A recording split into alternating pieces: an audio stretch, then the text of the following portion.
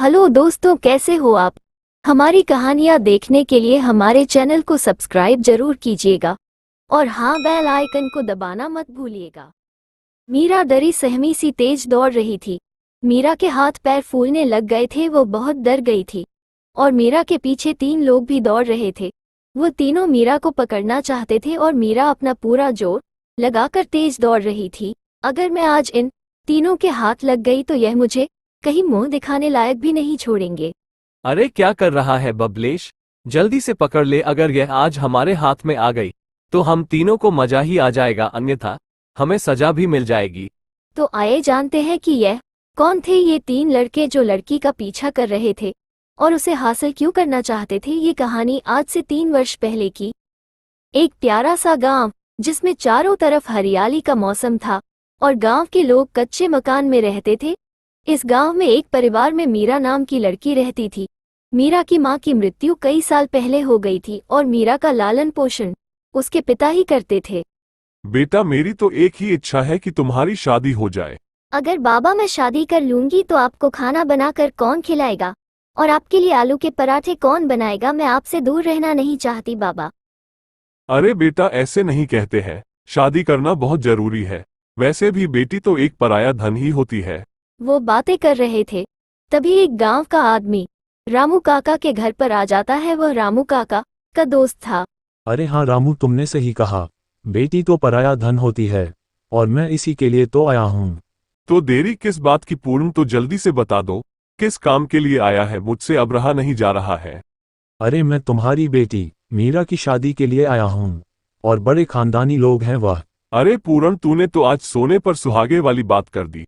तो जल्दी बता, मुझे अपनी बेटी की शादी करानी है। अरे हाँ बताता हूँ, शहर के पास ही उनका घर है और वह सभी लोग वहीं पर रहते हैं। बड़े खानदानी लोग हैं और उन्हें बस एक लड़की चाहिए जो संस्कारी होनी चाहिए। और मैंने मीरा के बारे में उन्हें सब कुछ बता दिया है। अरे तो फिर देर किस बात की, चलो हम भी रिश्ते की बात करते हैं और शादी को फिक्स करते हैं। फिर मीरा की बबलेश नाम के लड़के के साथ बड़ी धूमधाम के साथ शादी हो जाती है। मीरा एक गरीब घर से थी और वह एक इतने बड़े घर में आ गई। मीरा इतने बड़े घर को देखने लगी क्योंकि उसने पहले इतना बड़ा घर नहीं देखा था। अरे क्या बात है, तुम्हारा घर तो बहुत बड़ा है। मैंने तो इतना बड़ा घर कभी नहीं देखा। अरे हाँ, ये बहुत बड़ा घर है क्योंकि यह पूरे 5 मंजिल है। पहले हम सब साथ ही रहते थे। चलो अब हम बाहर क्या खड़े हैं, चलो हमारे रूम के अंदर चलते हैं। इतनी बात कहकर फिर वो दोनों अपने रूम के अंदर आ जाते हैं क्योंकि आज उन दोनों की सुहागरात थी। अरे मीरा, तुम्हें पता है आज हमारी सुहागरात है और ये दिन पति पत्नियों के लिए बहुत खास होता है। अरे हाँ, मुझे पता है कि सुहागरात कितना इम्पोर्टेंट होता है।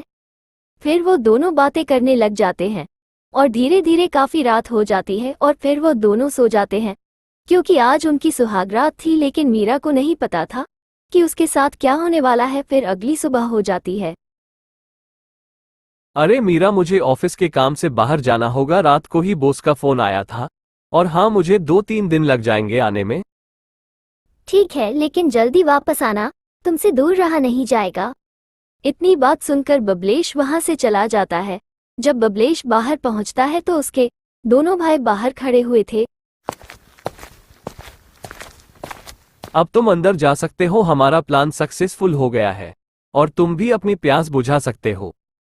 अपने भाई की बात सुनकर सुनील सीधा अपनी भाभी के कमरे में चला जाता है। अरे क्या बात है देवर जी, आपका हमारे रूम में कैसे आना हुआ? कोई जरूरी काम था क्या? अरे हाँ, कुछ ऐसा ही समझ लो। अब तो हमारा आपके रूम में आना जाना ही रहेगा। फिर वह इतनी बात कहकर मीरा को अपने साथ पलंग पर सुला लेता है और उसके साथ बिस्तर में सो जाता है। मीरा चाहकर भी कुछ नहीं कर सकती थी क्योंकि घर में कोई था ही नहीं और वह अपनी प्यास बुझा लेता है। लेकिन कुछ ही देर बाद उसका दूसरा भाई भी आ जाता है और वह भी मीरा के साथ बिस्तर में सो जाता है। लेकिन फिर भी मीरा कुछ भी नहीं कर सकती थी।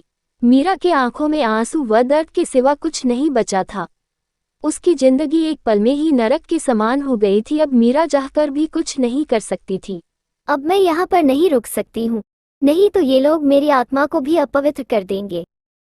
फिर मीरा एक मौका देखकर उस घर से भाग आती है और वह तीनों दरिंदे मीरा को देख लेते हैं और वह तीनों मीरा को पकड़ने के लिए उसके पीछे दौड़ने लगते हैं, लेकिन मीरा बहुत तेज दौड़ती है। तभी आगे मीरा को एक पुलिस की कार दिखाई देती है और वह पुलिस को जाकर सारी बातें बता देती है। पुलिस को देखकर वह तीनों दरिंदे वहीं पर रुक जाते हैं।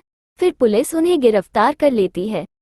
इन तीनों दरिंदों को छोड़ना मत, इन्होंने मेरे साथ बहुत घिनौनी हरकत की है। तुम लोग औरतों को क्या अपना गुलाम समझते हो? तुम जो चाहे उनके साथ कर सकते हो।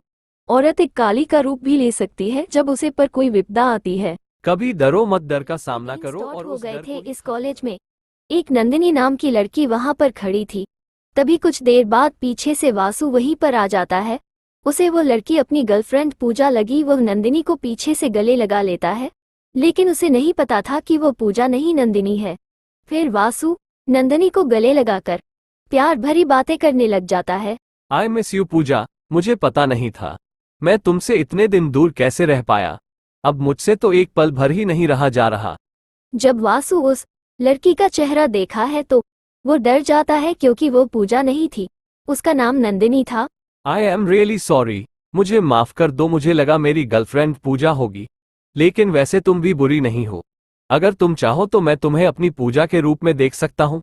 मुझे लगता है आप इस कॉलेज में नई हो। कोई बातें बनाना तो तुमसे सीखे बिना जान पहचान के तुमने मुझे हक तो कर दिया है। अब कॉफी पीने भी चले। हाँ हाँ, क्यों नहीं। अगर तुम्हारी इच्छा है कॉफी पीने की तो हम जरूर चलेंगे कॉफी पीने। अरे तो फिर देर किस बात की, चलो फिर कॉफी पीने चलते हैं। मुझे तो एक ही बात का डर है, कहीं हम कॉफी पीने चले गए और तुम्हारी पूजा न आ जाए। अरे क्या बात है, तुम भी अच्छा मजाक कर लेती हो। मैं तो झूठ बोल रहा था, मेरी कोई पूजा नाम की गर्लफ्रेंड नहीं है। मुझे तुम्हें हक करना था जो मैंने कर लिया। अच्छा बाबा ठीक है, चलो अब देरी क्यों कर रहे हो, कहीं हमारी कॉफी ठंडी ना हो जाए। इतनी बात कहकर फिर वो दोनों कॉफी पीने के लिए रेस्टोरेंट में चले जाते हैं। फिर इन्हीं बातों को कई दिन बीत जाते हैं। नंदिनी व वासु दोनों एक दूसरे को प्यार करने लग जाते हैं। उन दोनों की दो जिस्म थी, लेकिन जान एक बन चुकी थी। अब वो दोनों साथ साथ ज्यादा इस समय बिताने लगे। ठीक है नंदिनी, देखो शाम हो गई है और सब चले गए, अब हमें भी चलना चाहिए। चलो ठीक है चलते हैं। और हाँ तुम याद रखना, शाम को मुझे फोन कर देना, मैं तुम्हारे फोन का इंतजार जरूर करूंगी। इतनी बात कहकर वो दोनों अपने अपने घर के लिए रवाना हो जाते हैं। रात के 11 बजे बज चुके थे, तभी नंदिनी को वासु का फोन आता है। अरे क्या बात है वासु, बहुत लेट फोन किया, मुझे तो लगा कहीं पूजा का फोन आ गया होगा इसलिए तुमने मुझे लेट फोन किया है। अरे नहीं, ऐसी कोई बात नहीं है, और मैंने तुम्हें बताया भी था ना, पूजा नाम की कोई भी लड़की नहीं है। मैं तो तुम्हारे साथ मजाक कर रहा हूँ। वैसे मेरे पापा आ गए थे तो उनके साथ किसी काम में बिजी हो गया था, इसलिए मैंने तुम्हें लेट फोन किया। और यह कभी हो नहीं सकता कि वासु नंदिनी को फोन किया बिना ही सो जाए। फिर नंदिनी व वासु की देर रात तक बातें चलती रहती है। वो दोनों एक दूसरे की बातों में ही खो जाते हैं और उन्हें समय का भी पता नहीं चलता है। धीरे धीरे समय गुजरता जाता है। एक सुबह की बात है जब वो दोनों कॉलेज में थे। अरे यार वासु, चलो ना कहीं घूमने चलते हैं, हमें बहुत दिन हो गए कहीं घूमने नहीं गए। चलो ना प्लीज वासु, चलते हैं। अरे नहीं यार नंदिनी, हम घूमने तो कहीं नहीं जा सकते, लेकिन शहर के बाहर एक पब खुला है, चलो उसमें चलते हैं। और वह हमारे शहर का सबसे बड़ा पब है, चलो वहां पर जाकर खाना खाते हो, एंजॉय करते हैं। लेकिन वासु, मुझे पब में जाना बिल्कुल भी अच्छा नहीं लगता है, क्योंकि वहां पर सभी लोग ड्रिंक करते हैं और मुझे ड्रिंक करना बिल्कुल भी अच्छा नहीं लगता है। अरे यार तुम क्यों चिंता करती हो, मैं हूं ना तुम्हारे साथ। और वैसे ड्रिंक करने से हमारी कई बीमारियां दूर हो जाती है, तुम तो बस चलो। चलो ठीक है, फिर मैं चलती हूँ, लेकिन तुम्हें मुझे मेरे घर पर ड्रॉप को करना होगा। इतनी बात कहकर वह दोनों फिर वहां से पब में जाने के लिए रवाना हो जाते हैं और कुछ ही देर बाद वह दोनों पब में पहुंच जाते हैं। अरे नंदिनी, तुम यहीं पर रुको, मैं हम दोनों के लिए अभी ड्रिंक लेकर आता हूँ, तुम टेंशन मत लो। मैं ज्यादा स्ट्रांग नहीं लेकर आऊंगा। कुछ देर बाद वासु 2 ड्रिंक ले आता है और नंदिनी को भी दे देता है और दोनों ही ड्रिंक पीने लग जाते हैं। और कुछ ही घंटे बाद उन्हें ड्रिंक का नशा भी हो जाता है और दोनों नशे में खूब नाचने लग जाते हैं और एंजॉय करने लग जाते हैं।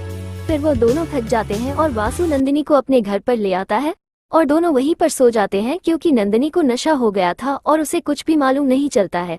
फिर अगली सुबह हो जाती है। अरे वासु, मुझे तो कुछ याद नहीं है क्योंकि मैंने ज्यादा ड्रिंक ले ली थी। कहीं तुमने मेरे साथ कुछ गलत काम तो नहीं किया? अरे नहीं नंदिनी, ऐसी कोई बात नहीं है। मैं तो खुद नशे में था, मेरी तो रात को आंख भी नहीं खुली। फिर इतनी बात कहकर नंदिनी वहां से चली जाती है। फिर कई दिनों बाद वो कॉलेज में मिलते हैं। तभी नंदिनी को वहां पर उल्टी आना शुरू हो जाती है और वासु बहुत घबरा जाता है। अरे क्या बात है नंदिनी, तुमने गलत खाना खा लिया, लगता है उल्टी आ रही है। अरे मैंने कोई भी गलत खाना नहीं खाया है। मुझे लगता है उसी दिन ड्रिंक के नशे में तुम्हें मेरे साथ कुछ गलत काम किया है, तुम मुझसे कुछ छुपा रहे हो। अरे मुझे नहीं पता, मुझे और भी काम है, मैं चलता हूँ। इतनी बात कहकर वासु वहां से चला जाता है और नंदिनी का शक यकीन में बदल जाता है। फिर ऐसे ही कई दिन बीत जाते हैं और नंदिनी को वासु कभी नहीं दिखाई देता है। वो शहर छोड़कर चला जाता है। मैं मेरे बच्चों को इस दुनिया में लाकर रहूंगी और वासु को उसके किए की सजा जरूर मिलेगी, चाहे कुछ भी हो जाए। नंदिनी हार नहीं मानती है और वासु को सजा दिलाने में जुट जाती है।